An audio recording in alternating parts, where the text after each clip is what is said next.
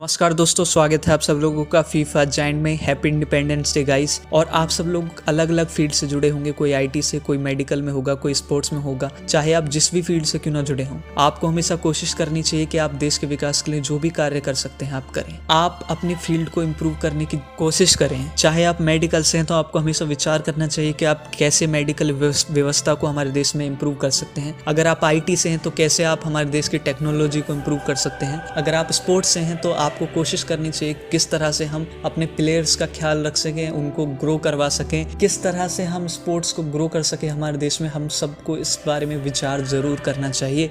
Specially अगर आप football को पसंद करते हैं तो आपको ज़रूर सोचना चाहिए दोस्तों कि आप किस तरह से फुटबॉल के विकास के लिए योगदान दे सकते हैं। क्योंकि दोस्तों, देश की जो आज सिचुएशन है वो हमारी वजह से है और जो कल सिचुएशन होगी वो भी हमारी ही वजह से होगी। इसलिए हमें अपने ऊपर बहुत फोकस करना चाहिए, अपनी नॉलेज पर और अपनी स्किल्स पर फोकस करना चाहिए ताकि हम आगे जाकर अपने देश के लिए कुछ कर सकें। दोस्तों, अब आगे बढ़ते हैं आज की वीडियो की तरफ। तो आज सबसे पहले मैं आपको एक खुशखबरी देना चाहता हूँ। दोस्तों, काफ़ी महीनों से इंडियन फुटबॉल के ऊपर फीफा बैन का खतरा चल रहा था। अब वो खतरा कहीं ना कहीं डाउन होते हुए नजर आ रहा है, क्लियर होते हुए नजर आ रहा है। उसका कारण ये है कि AIFF ने अपने एक क्लियर रोड मैप तैयार कर दिया है।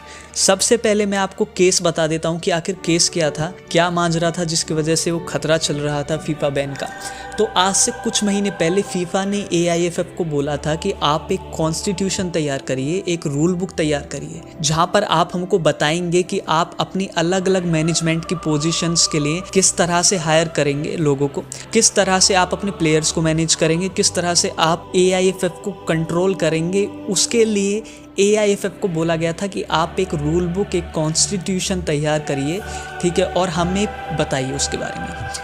उसमें AIFF ने काफ़ी ज़्यादा डिले कर दिया, काफ़ी वेट कराया फीफा को, जिसके बाद फीफा ने फ्रस्ट्रेट होकर इंडिया को धमकी दी बैन की।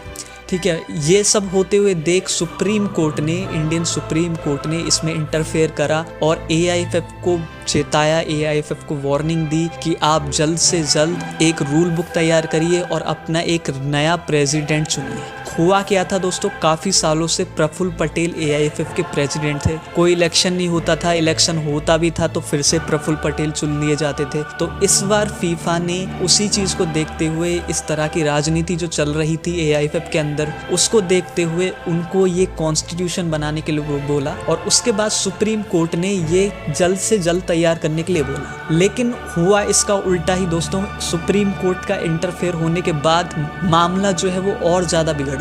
दोस्तों, आप सब लोगों को पता ही है कि पाकिस्तान के ऊपर फीफा ने बैन क्यों लगाया था, क्योंकि वहाँ पर फीफा को पता ही नहीं चल पा रहा था कि गवर्निंग बॉडी कौन है, पाकिस्तान फुटबॉल ऑर्गेनाइजेशन है या फिर वहाँ की गवर्नमेंट है या फिर कोई प्राइवेट ऑर्गेनाइजेशन है। उसी चक्कर में फीफा ने बैन लगा दिया था पाकिस्तान के ऊपर, क्योंकि वहाँ अलग अलग ऑर्गेनाइजेशन इंटरफेयर कर रही थी पाकिस्तान फुटबॉल के ऊपर। दूसरी चीज़, यही सेम कंडीशन इंडियन फुटबॉल के साथ होती हुई नज़र आ रही थी। जब सुप्रीम कोर्ट ने इंटरफेयर करा AIFF के अंदर तो फीफा को वही चीज़ नज़र आई कि कोई थर्ड पार्टी इंटरफेयर कर रही है फुटबॉल में।